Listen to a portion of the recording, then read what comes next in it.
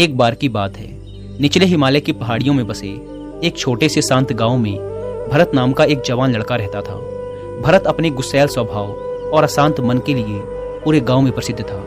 उसका मन हर समय विचारों से भरा रहता। विचारों के इस तूफान ने उसके मन को पूरी तरह से अशांत कर रखा था। शांति तो जैसे उसके जीवन से गायब ही हो गई थी। वह हर समय अपने विचारों में खोया रहता और एक तनावपूर्ण जीवन जी रहा था।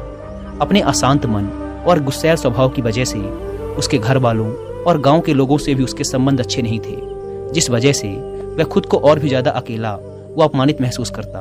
वह और भी ज्यादा मानसिक तनाव की स्थिति में चला जाता। एक दिन की बात है, भरत अपने गांव के बाहर की गलियों में टहल रहा था कि तभी उसका सामना एक बूढ़े बौद्ध भिक्षु से हुआ, जो कि एक पेड़ के नीचे ध्यान की अवस्था में बैठे हुए थे। बौद्ध भिक्षु के चेहरे से एक निर्मल शांति की आभा झलक रही थी। इस असीम शांति ने भरत को बौद्ध भिक्षु की ओर आकर्षित किया। जब भरत बौद्ध भिक्षु के निकट पहुंचा तो उसने उनके चारों तरफ एक सकारात्मक ऊर्जा का अनुभव किया। भरत को यह महसूस हुआ कि इस अद्भुत शांति और असीम सकारात्मक ऊर्जा का स्रोत कहीं न कहीं बौद्ध भिक्षु के भीतर ही है। इसीलिए वह वहीं बैठकर उनके आंख खुलने का इंतजार करने लगा।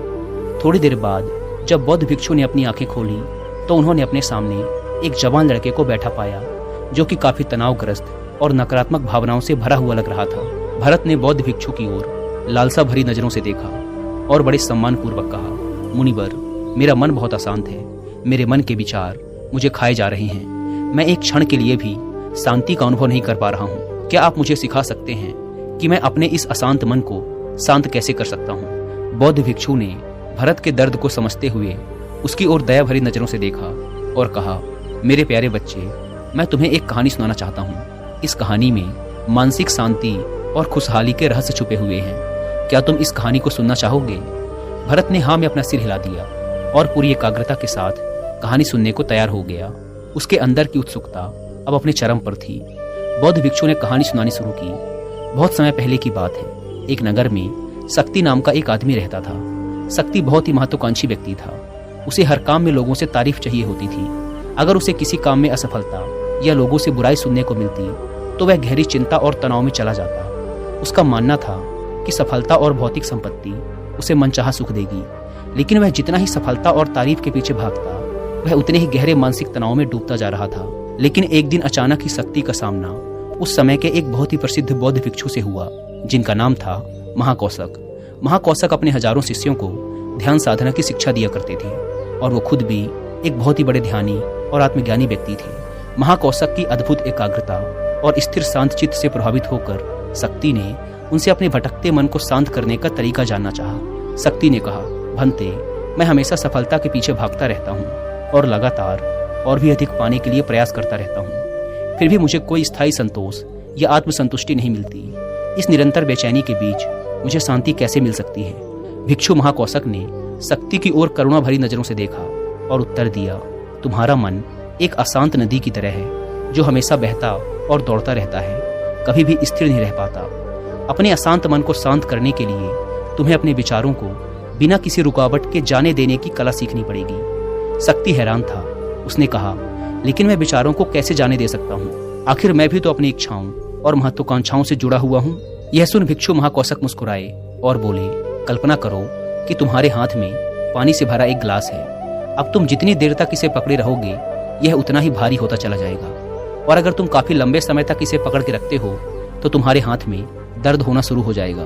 लेकिन अगर तुम अपनी पकड़ ढीली कर देते हो और इसे जाने देते हो तो बोझ खत्म हो जाएगा। भरत ने कहानी और उसके संदेश को ध्यान से सुना। वह समझ गया कि अपने विचारों और इच्छाओं से चिपके रहना ही उसके बोझ को बढ़ाता है और उसके अंदर अशांति पैदा करता है। अब भरत को कहानी का अंत सुनने का बेसब्री से इंतजार था।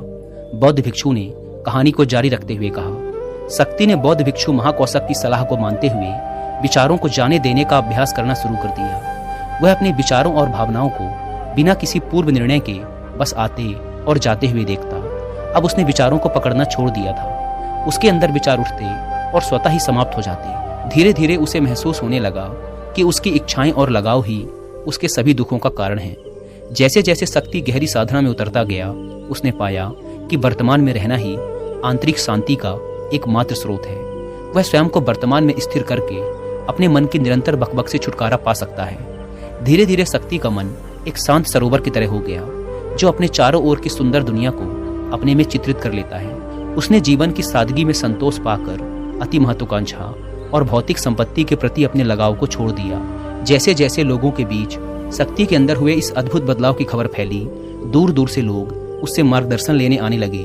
वह लोगों को विचारों को मुक्त करने की कला सिखाकर और स्वयं के भीतर शांति पाने का मार्गदर्शन देकर लोगों के बीच शांति और ज्ञान का प्रकाश स्तंभ बन गया। दोस्तों, मैं यहाँ पर आपको एक रिलेवेंट ऑडियो बुक भी रिकमेंड करूंगा जिसका नाम है the mindful way to a clear mind, जिसे आप हिंदी में भी सुन सकते हैं कुकू एफएम ऐप पर। यह ऑडियो बुक हमें जिंदगी को माइंडफुल तरीके से जीना सिखाती है और साथ ही ये भी बताती है कि हमारा माइंड कैसे काम करता है और हम कैसे खुद को बेवजह की चिंता, डर और तनाव से बाहर रखकर एक हैप्पी और फुलफिलिंग लाइफ जी सकते हैं। और जिन्हें कुकू एफएम के बारे में नहीं पता, यह इंडिया का सबसे बड़ा ऑडियो शो प्लेटफॉर्म है जहां पर 2.5 मिलियन से भी ज्यादा एक्टिव पेड सब्सक्राइबर्स हैं जो कि हर दिन 1.5 लाख घंटे से भी ज्यादा का कंटेंट कुकू एफएम पर सुनते हैं। और इसमें हर महीने 4200 घंटों का न्यू कंटेंट भी अपलोड कर दिया जाता है। साथ ही इसका यूजर इंटरफेस एंड फीचर्स भी इजी टू यूज हैं। आप ऑडियो सोर्स को सुनते हुए उनके नोट्स भी बना सकते हैं और सोते समय ऑडियो सोर्स को सुनने के लिए इसके स्लिप टाइमर फीचर का यूज कर सकते हैं। इस प्लेटफॉर्म का मंथली सब्सक्रिप्शन पड़ता है 99 रुपीज का, लेकिन अगर आप यूज करते हैं कूपन कोड WI50 तो आपको इसके फर्स्ट मंथ के सब्सक्रिप्शन पर मिलेगा सीधा 50% का डिस्काउंट, यानी ये आपको पड़ेगा 99 की बजाय सिर्फ 49 रुपीज का। इस ऐप को डाउनलोड करने की link description and first comment पर मिल जाएगी। आइए कहानी पर वापस लौटते हैं। शक्ति और भिक्षु महाकौशक की कहानी खत्म करने के बाद बौद्ध भिक्षु थोड़ी देर के लिए मौन हो गए ताकि भरत के अंदर इस कहानी का अर्थ गहराई से बैठ सके। भरत ने बूढ़े बौद्ध भिक्षु की ओर देखा। अब उसकी आंखों में एक नई समझ दिखाई पड़ रही थी। भरत ने धीमी आवाज में फिर एक प्रश्न किया, मुनिवर, मुझे इस कहानी में ज्ञान दिखाई पड़ा, लेकिन मैं इस कहानी की शिक्षा को अपने जीवन में कैसे लागू कर सकता हूँ? मैं अपने अशांत मन को कैसे शांत कर सकता हूँ? भरत के इस ईमानदारी भरे प्रश्न पर बौद्ध भिक्षु गर्मजोशी से मुस्कुराए और फिर बोले, अशांत मन को शांत करने का अभ्यास आत्म जागरूकता से शुरू होता है। अपने अंदर उठने वाले विचारों को देखने के लिए हर दिन कुछ समय निकालो। वो भावनाएं जो तुम्हारे मन को उत्तेजित करती हैं, उन पर ध्यान दो। देखो कि वो कैसे आते हैं और आकाश में गुजरने वाले बादलों की तरह चले जाते हैं। भरत ने अपनी आंखें बंद कर ली और बौद्ध भिक्षु के बताए अनुसार अपने विचारों का अवलोकन करना शुरू कर दिया। जैसे ही उसने अपने अंदर उठने वाले विचारों पर ध्यान देना शुरू किया, उसे महसूस हुआ कि उसके भीतर चिंताओं, निर्णयों और इच्छाओं की निरंतर धारा बह रही है। केवल इस एहसास ने ही उसे एक अद्भुत शांति का एहसास करवाया। उसे यह भी एहसास हुआ कि वह इन सभी विचारों और भावनाओं से अलग है। बौद्ध भिक्षु ने आगे कहा, जैसे शक्ति ने खुद को हर तरह के लगाव और आसक्ति से अलग कर दिया था, उसी तरह से तुम भी अपने मन को परेशान करने वाले विचारों और भावनाओं को खुद से मुक्त करने का अभ्यास विकसित कर सकते हो। जैसे ही विचार उठें, उन्हें बिना किसी पूर्व निर्णय के स्वीकार करो और फिर धीरे धीरे उन्हें जाने दो और वर्तमान क्षण पर अपना ध्यान केंद्रित करो। लेकिन मुनिवर, भरत ने बीच में ही रोकते हुए कहा, क्या होगा अगर विचार और भावनाएं इतनी मजबूत हैं कि वो बनी रहें और मन को छोड़ने से ही इंकार कर दें?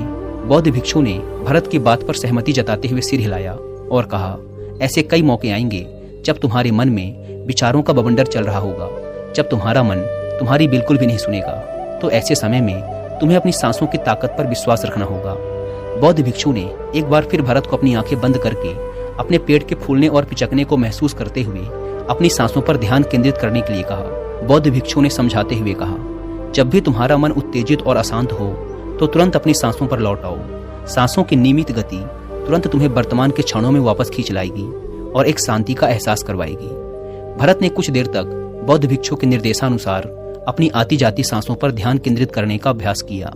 इस छोटे से अभ्यास ने उसे अपने मन की शांति और स्थिरता का एक क्षणिक अनुभव करवाया। उसे समझ आ गया कि यह सांसें तो हमेशा उसके साथ थी, जो वर्तमान क्षण की निरंतर याद दिलाती हैं, सांत्वना और शांति प्रदान करती हैं।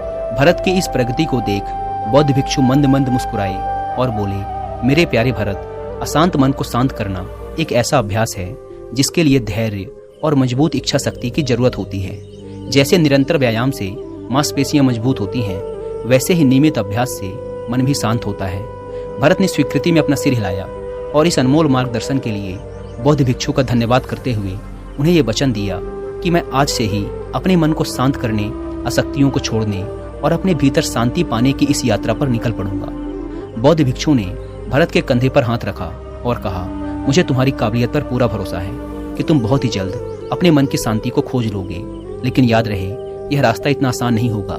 लेकिन अगर तुम दृढ़ इच्छा शक्ति और खुले दिल से प्रयास करोगे तो तुम जरूर उस शांति को खोज लोगे जो तुम्हारे भीतर है।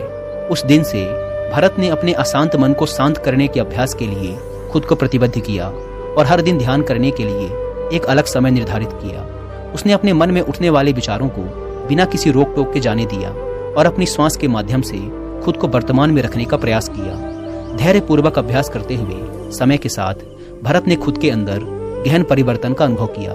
जैसे जैसे साल बीतते गए, भरत को गांव में शांति और ज्ञान के स्रोत के रूप में जाना जाने लगा। गांव के लोग अपने अशांत मन को शांत करने के लिए भरत के पास मार्गदर्शन लेने आते। भरत ने जीवन की भागदौड़ के बीच दूसरों को आंतरिक शांति पाने में मदद करते हुए बौद्ध भिक्षु की शिक्षाओं और आत्म जागरूकता की शक्ति को साझा किया। इसके साथ ही उसने लोगों को अपने विचारों को मुक्त करने और श्वास पर ध्यान केंद्रित करने की कला सिखाई। इस तरह वह गांव काफी फला फूला। वहां के निवासियों ने एक स्थिर और शांत मन के अमूल्य उपहार की खोज की। बौद्ध भिक्षु की शिक्षाओं और भरत के द्वारा कराए जा रहे अभ्यास के माध्यम से विचारों को जाने देने और वर्तमान में रहने की कला दूर दूर तक फैल गई, जिसने कई लोगों के जीवन को बदल कर रख दिया। जैसे जैसे और समय बीता, अशांत मन को शांत करने की भरत की यात्रा का एक जोरदार प्रभाव उसके गांव की सीमाओं के बाहर भी फैला। पड़ोस के गांवों और शहरों के लोग जब भरत के इस जादुई बदलाव की कहानी सुनते तो वह उससे सलाह लेने उसके पास चले आते। भरत उन लोगों के लिए आशा की किरण बन चुका था जो अपने मन के बोझ तले खुद को दबा हुआ महसूस कर रहे थे। भरत की शिक्षाएं सिर्फ सामूहिक प्रवचनों और ध्यान सत्रों तक ही सीमित नहीं थी, बल्कि वह रोजमर्रा के कामों को जागरूकता के साथ करने पर ज्यादा जोर देते थे। वह लोगों को याद दिलाते थे कि अपने विचारों और भावनाओं के प्रति जागरूक बनो। तुम दिन भर क्या बोलते हो, आसपास घटने वाली घटनाओं पर कैसी प्रतिक्रिया देते हो, इस पर ध्यान दो। हर एक काम को पूरी जागरूकता के साथ करो। जब भोजन करो तो हर एक निवाले के स्वाद का आनंद लो। जब सूरज की रोशनी में खड़े हो तो उसके किरणों की गर्मी को महसूस करो। लोगों की बातों को पूरे ध्यानपूर्वक सुनो और समझो। ये सभी छोटे छोटे बदलावों ने लोगों के जीवन में चमत्कारिक परिवर्तन ला दिए।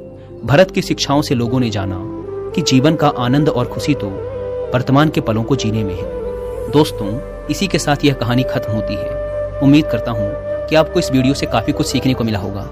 और अंत में एक बार फिर याद दिला दूं कि कुकू एफएम पर the mindful way to a clear mind book की हिंदी ऑडियो बुक को सुनना ना भूलें। और मंथली सब्सक्रिप्शन पर 50% डिस्काउंट के लिए आप WI50 कूपन कोड का इस्तेमाल भी कर सकते हैं। धन्यवाद।